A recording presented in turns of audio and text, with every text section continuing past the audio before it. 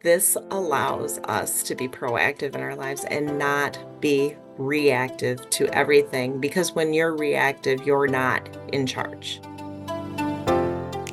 Just be willing to take the smallest first step, and it can impact major change in our lives.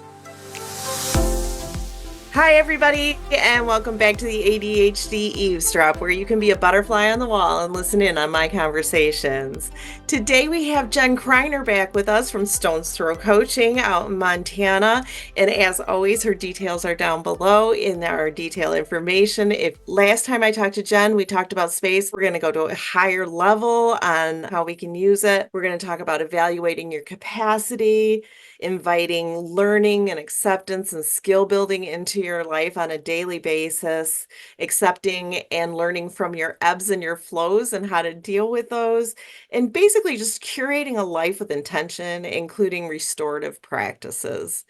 So it is awesome to have you back again, Jen.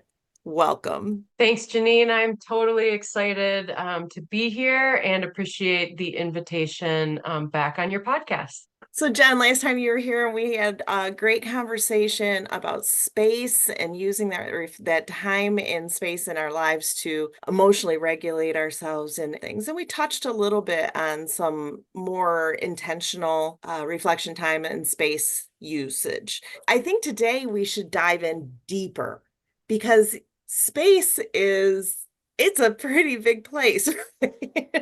I really want to explore like what are the possibilities of the changes that you could maybe make in your life, the improvements that you could make building that space in intentionally and then using it intentionally. You are my space queen. So you're the person to talk to about this. So let's dive in a little bit more about those possibilities. Well, I love being called a space queen. That seems to really hit for some reason. I will take it. To expand on where we were at on our first visit, in that we focused a lot on that pause. So, what tools can we implement in that pause in order to respond versus react when it comes to emotional regulation, which is foundational for so many individuals impacted by ADHD. I'm going to break in right Sure. here and I'm going to say, if you did not listen to our last podcast, I would suggest you go back and listen to that one before you listen to this one, because there's a lot of base kind of information in there and it was pretty awesome too. So. Agreed. Yes, but we noted towards the end, like, oh, we could really go on from here and discuss more about how inviting space into our lives can bring about so much self-awareness and opportunity to make changes in our lives.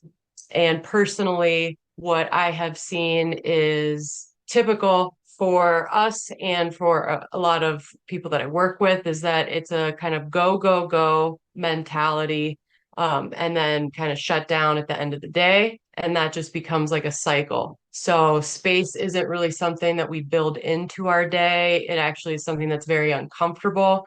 So regardless of what is coming up in those moments, it's often emotions that we don't want to feel, know are there and that we're avoiding them. And even often it's in positive moments or ways to acknowledge our wins, acknowledge our successes. Even that is sometimes uncomfortable as well. And so, with a practice of understanding how to evaluate your capacity and build in more space, so much is possible.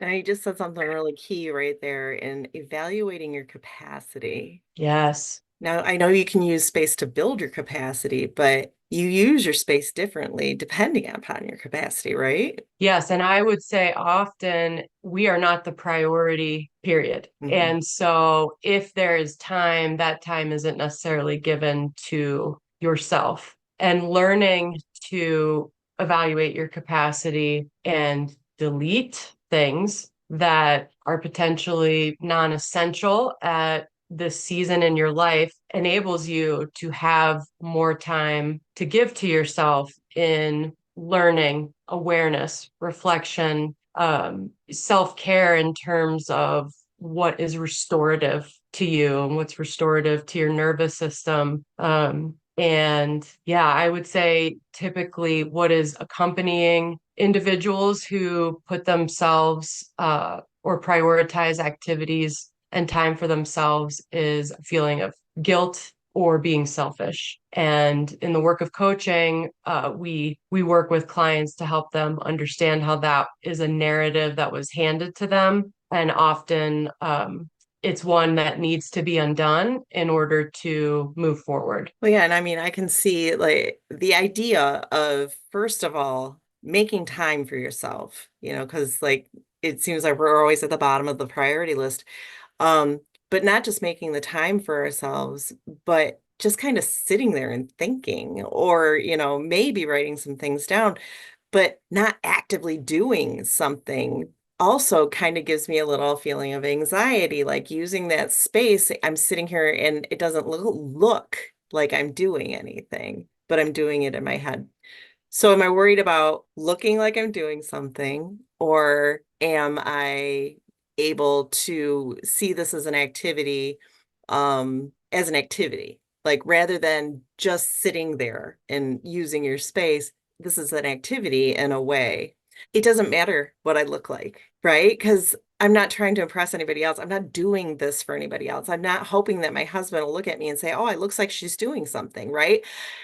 Having that mental capacity to just say that sitting here and thinking and using my space is doing something. It's just not physical action. Yeah, and I'm curious about that thought that you're having is that somebody else isn't seeing me do something. Hmm. And so often that is the case, is that if I am participating in something that looks like stillness, or ultimately just not achieving something, that where did that come from and what is that internal message that I have to be doing, producing, achieving, in order to have worth? Absolutely. And when I talk to a lot of clients, the worth comes from without a lot of times. And so I think that when we talk about space and using that space and being comfortable using that space,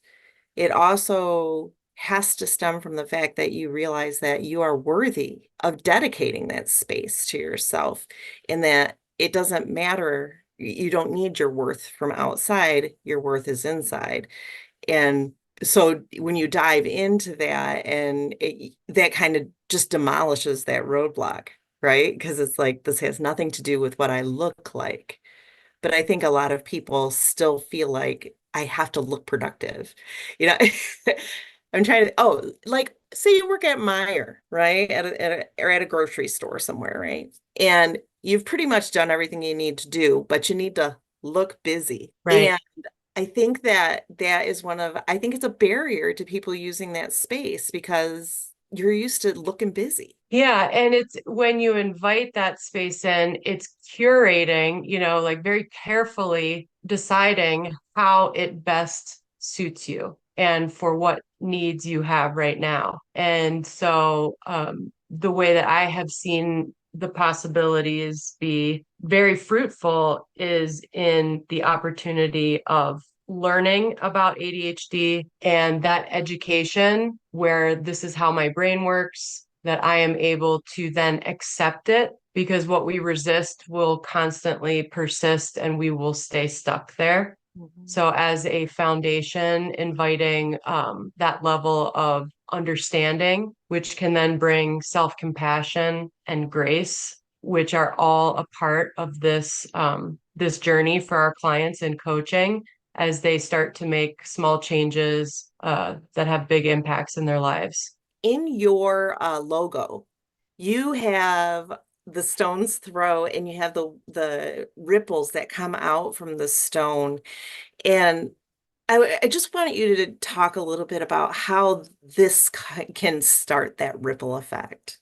We can choose the smallest step, just be willing to take the smallest first step, and it can impact major change in our lives And so understanding how that worked for me, and in building a brand around that to reflect that, that stone's throw, um, makes a lot of sense to me. So, ADHD support, a life of intention, all of those things are just a stone's throw away.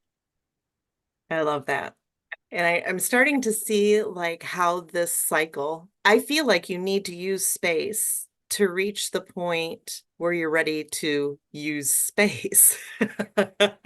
Because you have different levels of using that space, right? So when you're first starting out, you're just learning how to sit in that space, right? And then after a while, after you get to know yourself and you've been doing coaching, you've been doing all this work, like doing the research and all that, then you go to a different level of space. And that is the level that I'd really like to talk about today is what can we do at that level with space in our lives? Yeah, I think the that acceptance piece is, a big one.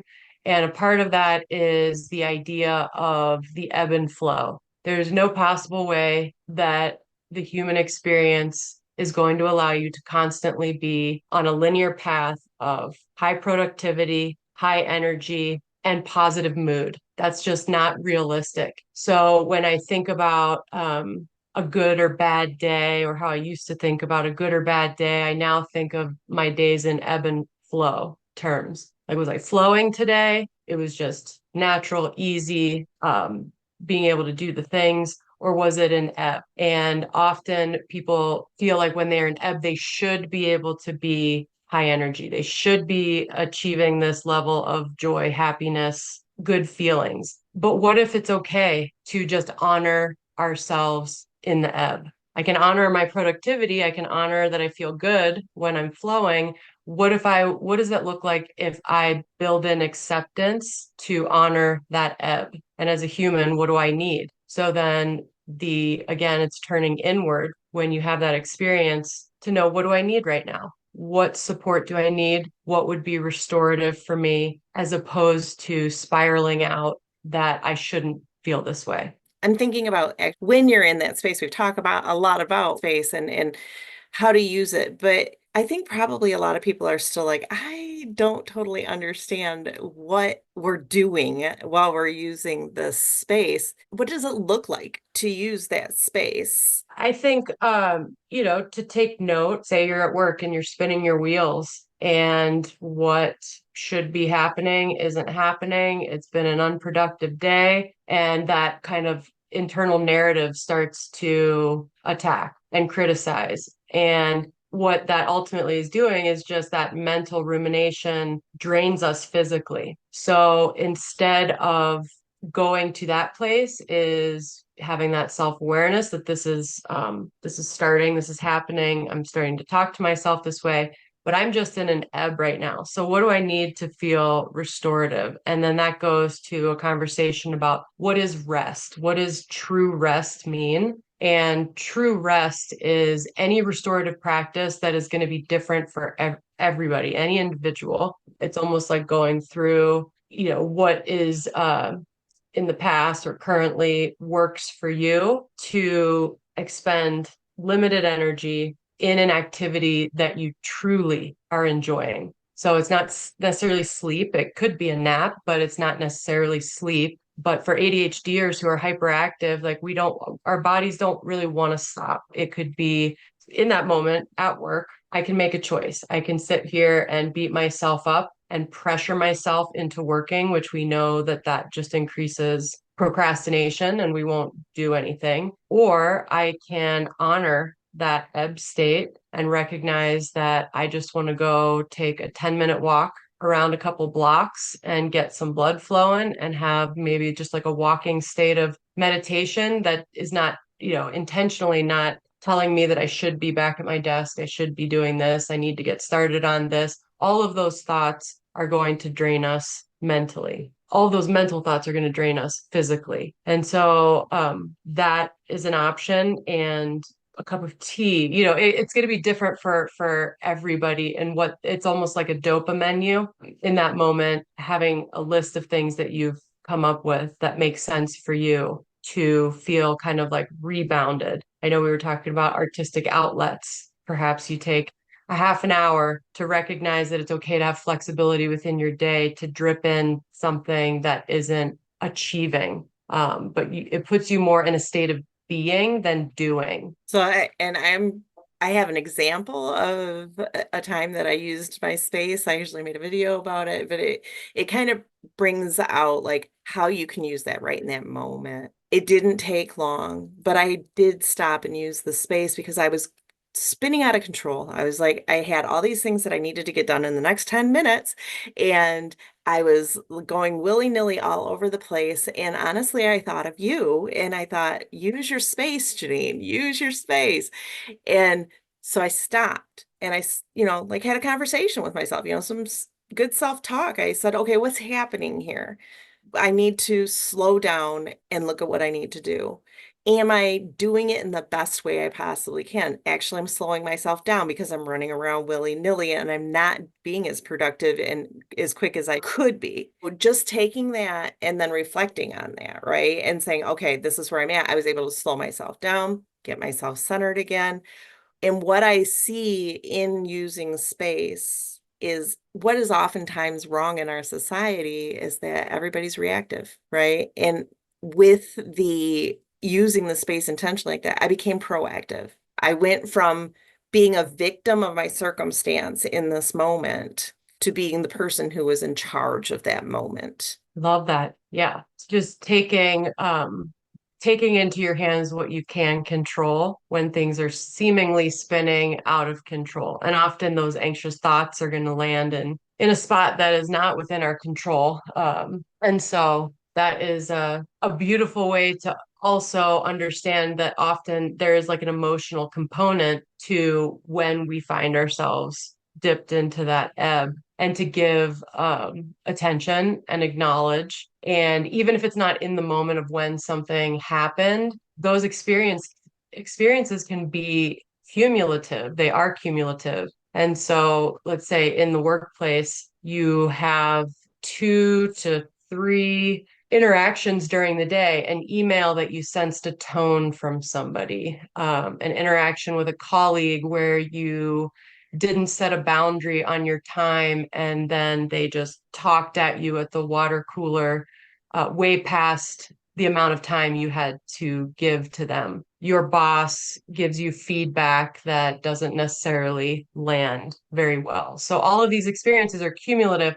And if you don't give yourself those moments after they happen, just kind of like the push it aside, brush it under the rug, in that space when you are finding that you're in that ebb, is to go back and give attention to that accumulating like stress levels on your nervous system. Because if you don't take the time to go for a walk, do some breathing exercises, journal, if you have a home office, pet your dog, then you're gonna, get into like the after work time period where you're interacting with loved ones, and the smallest thing will set you off. And it's because that cumulative stress throughout the day was not honored. It's intense to think about like you get a little drop of acid and then you use your space and you neutralize the acid. And Hmm. then you get another drop. But if you don't neutralize the acid after every drop, you've got this big mess of acid that is now eating through. Yeah, that's a great, dark, scary metaphor. But that's what this But is what was in my head. I was like envisioning, yeah, yes, because it is just like you have to take the time to address it throughout the day, or by the end of the day, what do we all end up doing? Verbally vomiting and complaining to somebody else about how horrible a day we had, not being our best versions of ourselves.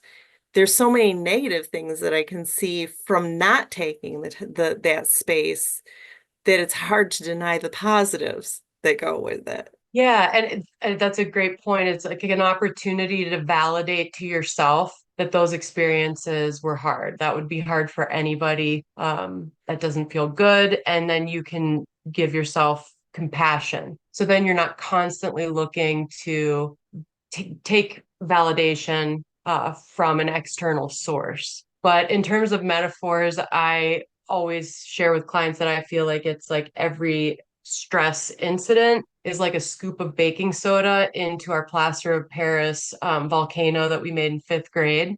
And so if I just keep putting scoop after scoop of baking soda in all day without giving any attention to removing it, when I get home and my child or my partner, a friend, whatever happens, the slightest drop of vinegar being the next stress impact will make an eruption. And so in that really conscious space of, setting a timer at work, maybe it's like every 2 hours, you're giving attention to a practice that works for you because it's going to be different for everybody to kind of take some time to go inward and be with yourself, be with what's there, and employ restful measures in drips throughout the day so that what happens is you don't go, go, go, get home, and then just go into kind of like a shutdown paralysis, burnout mode where you have not much left to share. So within that space, you're giving yourself permission to Yes, rest and reflect on yourself and have good conversations with yourself. One thing I kind of do want to point out is that reflective space is not a space for us to beat ourselves up in. agreed. And at the same time, I would take note of the voice that we're hearing. Mhm. What is the critic saying to you? Because it's important as a part of our awareness to reconcile who that is, where that voice is coming from, and is it true? Do I believe that? Do I concede to that being true about me? And in terms of entering into agreements with myself, like what is the voice that I want to agree to hear? And it sounds to me like a big part of that is being able to step back and almost being an observer of what's happening at that time, right? That also kind of separates you from that emotion because you're just like, what is happening? Give me the facts. How am I feeling? Give me the facts, and being able to not pass judgment. So like you said, you'd recognize, yes, I Yeah. recognize that this negative thing is here. It is here in my space. But instead of being like, it's horrible, you're curious. Why? Why is it here? What's underneath it? And how do I get around it? Yes, totally. And it's a process of reconnecting with your authentic self-concept because whatever that inner critic is telling you is an accumulated version of you from the context of your family system, your school experience, potentially if you're late in life or you're or unmanaged in your adult professional sphere. And those are just messages that have been given to you. So do you agree to them? Yeah. It is a decision that we get to make, but it is work to be in full awareness of how and when they come up. In that space of the inner critic, we are our own advocate to nurture what we believe about ourselves. And so that is where, you potentially could, if it's a character, if that inner critic becomes a character of some kind, you can give it a name, you can draw it, it's tangible, it's real, you can tell a story about it. And then who's your protector? Who is the one that is nurturing and overriding that inner critic and that voice? Yeah, it's you're writing your own story. And this also brings me to the point at which we have to challenge ourselves because we're in the higher level space right now. Now we're not just being comfortable in our space. Now we're just like, okay, we got to use our space and being able to look at something and say a situation at work and say, was that, how dare he say something like that to me? And when you're thinking about it and you're thinking, I have every right to be mad, how do you take that a step further and say, is there any truth in what they said? Let's go deeper. Yes, he shouldn't have said it. He shouldn't have said it that way. But is there any truth in that? Is there something in there, a nugget of something that I might be able to use? And being able to challenge yourself and just not stop at I'm pissed and I deserve to be pissed because it was a rotten thing to say. But then going deeper and asking yourself questions like, what could I have done to respond differently? Is there any truth in the statement? Is there something there that I could work on? And being able to step back and from the emotion of anger and really examine the situation. Yeah, and that's, I mean, if there are just mean people, that's a challenge for sure in itself, but it goes back to skill building. So that is also something in the space that you can do is build skills to set boundaries in terms of how you respond to treatment Mhm. of you. How do you allow your boundaries are teaching people how to treat you. Boundaries are teaching people how to love you better. Yeah. Well, and it's also it's a protective measure, and not everybody around us is safe. No, and not everybody wants to love you either, but I'm going to give them Yeah. every opportunity to love me the way that I want to be loved. You're very lovable, Janine. So, but that's where I would put my energy as, again, like you said, find the evidence and harness what is in your control. And so understanding how to advocate for yourself in a personal or professional situation is a big one. And that also enables you to determine, again, I love the word curate, like you're getting to decide who gets what from you. And so the skill of setting boundaries really does enhance your capacity. Again, proactive. Hmm. And I keep hearing it over and over without us saying it, is this allows us to be proactive in our lives and not be reactive to everything. Because when you're reactive, you're not in charge. So by not using that space and just running around willy-nilly and not like really reflecting and doing these things, we just continue to react and react and react, and everything is being done to us rather than us dealing with what's around us in a way that's healthy. Yeah, we lose the intentionality. So how often do you like schedule in space for yourself? I would, and again, on a just personal, relatable level, it took a lot of work to allow flexibility throughout the daytime where it does not feel like a guilt-inducing activity to choose from my menu and do something, as well as create a flexible schedule. And that's the thing about neurodivergent individuals need flexibility in their work schedule. We don't all kind of run on the same circadian rhythm. So if I know that there's 2 hours in the middle of my day where it's pointless to even be doing something connected to my goals for work, why spin out and spend the time blankly, staring or wasting scrolling time, all the things where you're just it's an easy fallback, Mm. getting distracted, losing focus. Like it just starts to all of our symptoms tend to become exacerbated in that ebb. So what do I need instead? What makes sense for me to give to myself? What gift can I give to myself? So I would say that I have a pretty strong practice of starting my day off with things that fill my bucket, and making sure that I'm covering my basic needs. It's a lot of work to maintain a routine around basic needs like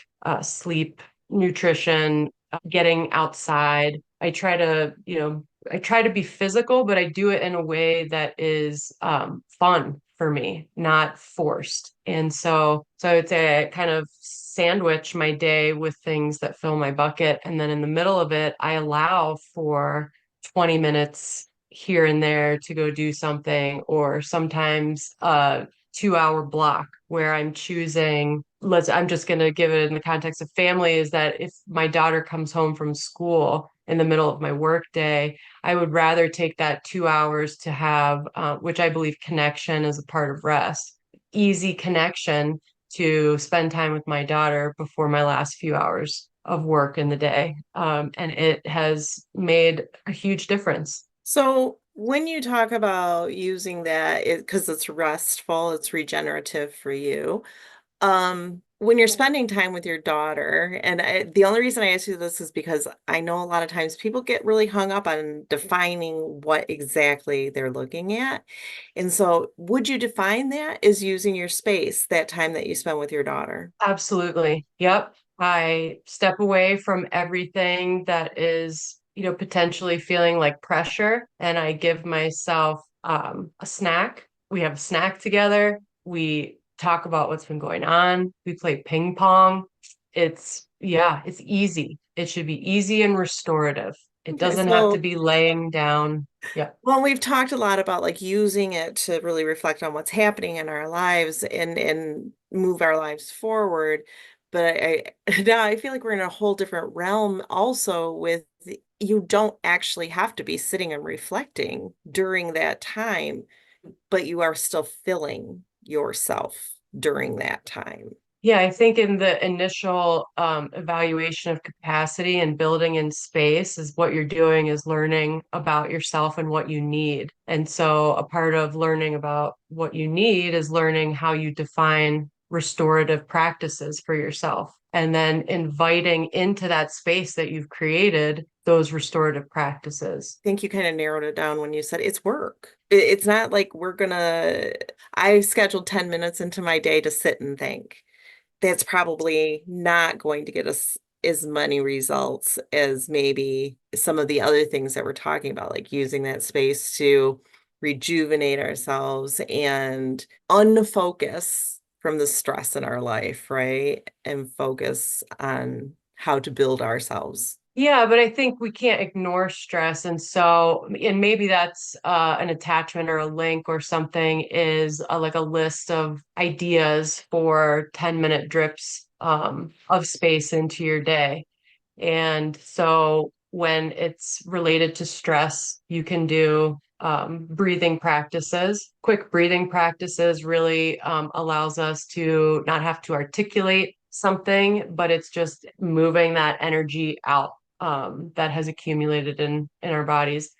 A thought download when we're spinning out and ruminating and overwhelmed. Sometimes we need to get the clutter down. And so a thought dump or a thought download is something, it's not like journaling, it's just an uncensored version of what's happening in your brain. Because eventually it's going to take you somewhere that you see like, oh, this is I'm feeling this. Mhm. Um, and then you can sit with that feeling and surf it, which we talked about in the last podcast. But to actually, instead of resist these challenging emotions, is spend time in the space, knowing it's going to be uncomfortable to confront things that we typically never have.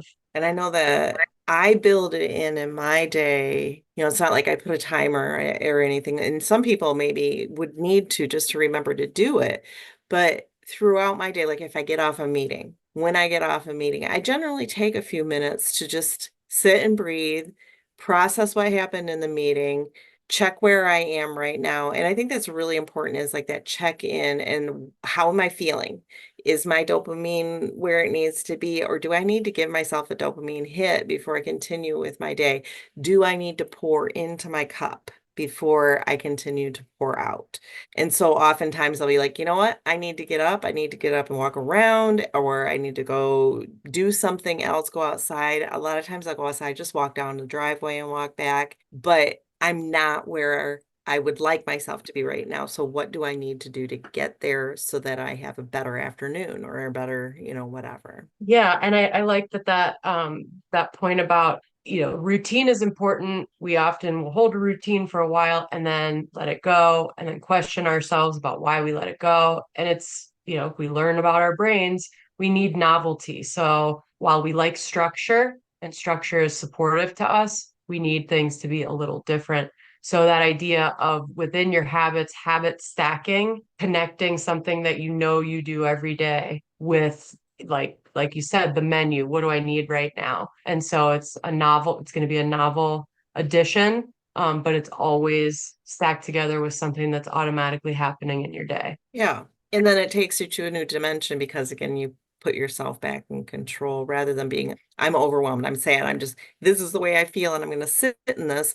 Okay, but let's take it a step further and use the space to figure out what we can do to maybe bring us out of the ebb a little bit or to be comfortable being in the ebb while we're there. Yeah. Yeah, I think often the feelings that come with being in the ebb, the self-talk that comes with being in the ebb, we create a problem where there's actually not a problem. It's a natural state of being, and we make it a problem. Yeah, because everybody has these emotions. It's a natural thing, right? Yeah, and just to again, self-monitoring is not an executive function that naturally works for us. So self-awareness, being able to see what happened and then make changes based on future outcomes that we want. That's a skill that we have to build. So being able to see patterns, did something potentially cause this dip in energy or strong set of overwhelm and emotion? And being able to look back to see, am I, creating in some unuseful pattern this intensity of a dip? And that's where that whole other level of challenging yourself comes in. Yes, yes. So, Jen, I feel like we've kind of talked like about a lot of things. Is there anything you would like to add? Because I swear we could talk about it forever. I think that the most important takeaway for anybody who's just starting to invite management practices into their life, because pills don't build skills. So even if we're able to medicate, we can mitigate some things happening, but ultimately it's about skill building and introducing what works for our lives. So I would just offer that always staying with your own journey and reducing comparisons to other people's experience and where they're at is a big one, to just stay present and meet yourself right where you are and know that the smallest, tiniest step is the only step that needs to be focused on. That's beautiful. I love that. We are impatient, right? We want the outcome. We want it all to be different, better now. Yeah, absolutely. And I'm just thinking about, I just want to point out that in talking about this and starting to, really use these techniques and these methods, the treadmill has slowed down because if you get caught on that treadmill and you're just running, running, running, and you never take that space, you will never stop running. But you get caught up in that running mode. And I have realized that I am not running as hard in my life as I used to because instead of just continuing to run from whatever's happening, I'm stopping and I'm saying, what is happening? And how do we deal with this? So the proactive versus the reactive just keeps coming back to me over and over again. Yeah, and I would be curious about how you choose to show up in that mode of slowing down, how that has impacted you. How many times have you been like, I'm upset? Like I'm just so angry and everything. And people are just like, yeah, you have every right to be and all that other stuff. And then later on, you look back at the situation and you say, why was I so angry? Right. And that has been a really big one for me as far as like, yeah, you validate each other's friends, but if you are validated in that and then you just roll with it. And I don't reflect. And I'm speaking of a situation where I was very upset with somebody about something they said, and everybody's like, yeah, they shouldn't have said that, right? I rolled with it. But then later on, I took the reflective space and I looked at the situation and I said, why was I so angry about this? Not, all the other people involved, saying yes, yes, yes, just kind of like fed it. But why am I really angry? And what it came down to is I was angry with myself because I hadn't set the boundary that said that you can't talk to me that way. Hmm. And I really came down to I need to set a boundary. This is what I need to do here. And I'm upset with myself because I let that person talk to me that way. And that's why I'm so mad. But if I hadn't taken the time to go back and look at the situation, I would have just continued to be angry and fester in that anger and never really look at the situation in a way that might be productive to me. Yeah, it just our emotions become projections often. Yeah, that's a beautiful realization and reflection. And I would say even in this work and repetition around this work and creating new neural pathways that help us use the tools that we learn, we often are still emotional individuals. And it's giving ourselves grace that when we do have a reaction that is not ideal, that we still know we can go into that space of reflection Mhm. in the near term, like you said, to identify actually what caused that and what do I need. Yeah, because I knew that my emotion seemed really strong for the situation, and so I knew there was something else under there. And you learn to identify that and recognize that in yourself by using space as a habitual thing, doing it all the time. You start to recognize your own patterns and you're like, I need to look back at this situation again because my response was not in line with what happened. Yeah, yeah, lovely. So, Jen, I love talking to you every time you come on. It's always so much fun. And of course, at this point, always say, I hope you'll come back. And you nod and say yes. Yes, thank you for the invitation. I would love to visit again anytime. Thank you again. And if everybody, all my butterflies on the wall who are listening in on our conversation, if you like what you're hearing, if you like our content, Jen, what should they do? They should absolutely hit that like and subscribe button. You betcha. And we'll see you next time.